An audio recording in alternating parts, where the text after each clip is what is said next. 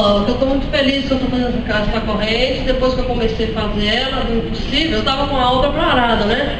Essa obra fazia, já tem quase uns 6 anos que ela estava lá parada, né? Eu nunca conseguia, eu estava sempre ungindo lá, mas nunca conseguia fazer nada.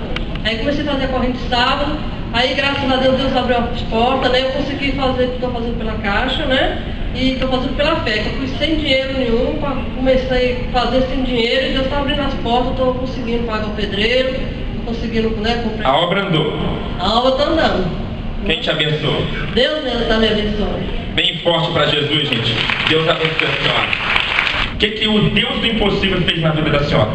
Eu pedi pelo meu filho no sábado que eu vim aqui e ele me ligou antes de ontem, que ele estava trabalhando de vendedor numa loja.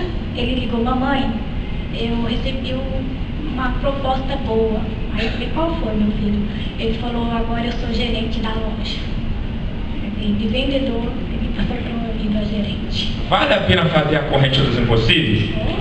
Como vai? Quem te abençoou? Foi Jesus Cristo. Meu Bem forte para Jesus.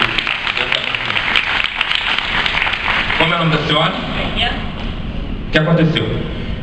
Os meus filhos fizeram um curso, os dois juntos, e eu não conseguia pagar as últimas mensalidades. Então eu fiquei 1 ano tentando pagar e eu não conseguia. Aí Deus colocou uma pessoa no meu caminho, essa pessoa findou pagando o curso para eles, sem me cobrar, sem nada. Tá feliz? Com certeza. Quem te abençoou? O Senhor Jesus. Bem forte para Jesus.